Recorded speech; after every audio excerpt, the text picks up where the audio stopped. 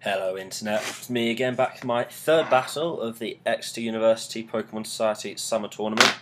This time against Mike, who is a big threat. If you haven't seen the previous battles, go back and watch them, because the format is rather different. If you have, let's get on with it. Alright, and I'm at the far end. Lead off my Genesect, as is usual. It's Scarf, it can take most things. But Blaziken is not a great matchup for me, and so all I can do really is switch out. I know there's not a huge amount I know there's nothing I can really do against this Blaziken. I believe he resists every attack I have. I'm running Flash Cannon instead of Thunderbolt. So this is a bad start for me, but unfortunately I just have to go with it and see what he does.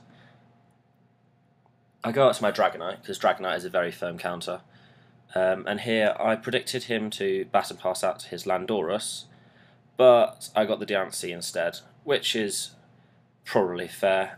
Diancie resists, is doubly super effective with both its stabs, but I break the sub, which is something. Now I have Flash Cannon on this Genesect. He knows that, he has to switch out. And I actually do quite a decent amount of my Genesect. And now I'm able to switch out into my Blaziken because this is exactly the same matchup as I had earlier. I knew it was very likely he was going to go for a Flamethrower. He couldn't risk me staying in and hitting him when he was locked into a Scarf. So that was a safe play. And now I have the same advantage that he did of a Blaziken, which can be allowed to set up, which in this tournament is very dangerous. So he goes out to his Landorus, which is fair play. I went for a Sword Stance because I knew I'd get the switch. Saw a Stone Edge coming here, and now I have 2 times speed boost, outspeed him easily. Now I wasn't sure if that would hit, but if that would kill, but it did, and that was really a turning point in this battle, because my Blaziken does a hell of a lot here. At +1 attack and +3 speed, it gets in hits to anything without priority, and it can take down pretty much any mon on his team, barring Diancie, but we'll see what happens with that later. Now I saw a Fake Out coming here. It was obvious it's his only priority user, and but I have Protect, which is not a problem. And now that he is Mega Evolved, he actually loses his Scrappy, which means he cannot hit my Gengar, and you will see that come into play later. So predict the Fake Out. He just wants to switch out here so he can Fake Out later. Hit Diancie, even with its 150 defense, for massive damage. Flare Blitz just in case he's running Protect or in case High Jump Kick misses, and he's down. Now here, I choked slightly. I went for a Flare Blitz because I thought that he would Protect. He didn't Protect, and I lost some momentum because he was now able to hit me back. I wasn't able to kill him in one, and so my Blaziken sweep rather runs out here, which is unfortunate. But that was what I'd call a safe play. He's got a Citrus Berry, which is actually quite nice, guarantees getting up a substitute. But Dragonite is just a solid Blaziken counter, even at this low speed. He only has Power Up Punch. He's running Bat and Pass, Protect, Power Up Punch, and Substitute. Although I haven't seen him use Protect, possibly not using Protect, and might be running High Jump Kick or Flare Blitz. But now I can just take him. He can't even Bat and Pass out now because I have my +2 priority. So this is very nice.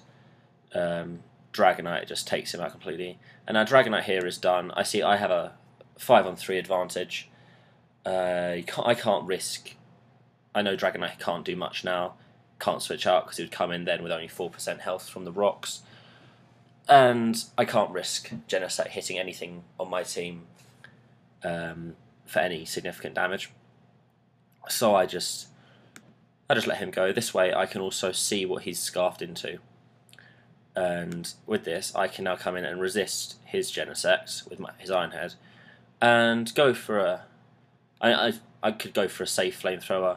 I knew he would switch out. There was no way he wouldn't. but I didn't have to play particularly risky here. I have my solid Kangaskhan counter here in Genesect, and apart from that, in Gengar, sorry, and I have the momentum, so I felt confident I could take out his. So you see, I go for this flamethrower. Don't do much at all, but here I bring in my Gengar. He can only go for a fake out, really. He could only go for a fake out, and I could have, in fact, stayed in there and allowed him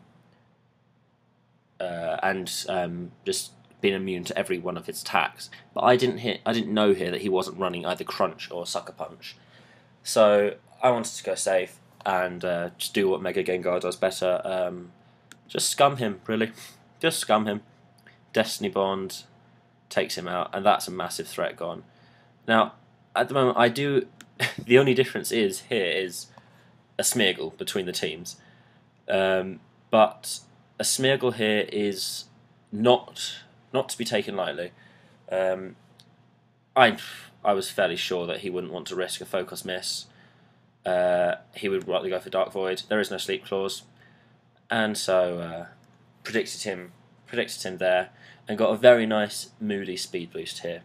So I can just switch out into my Darkrai, have a massive advantage over him, and I'm actually running Sub here, which made this quite nice and safe.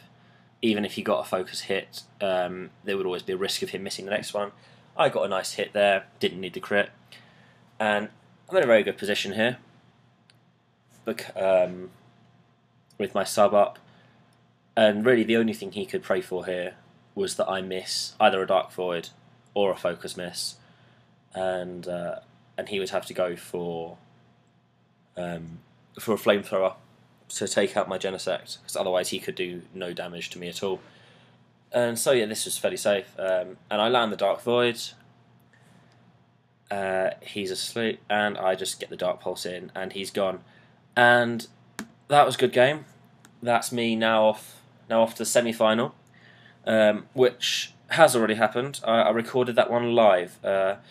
Bizarre match. Quite a lot of swearing. Just give that a go. I hope you enjoyed watching, and farewell.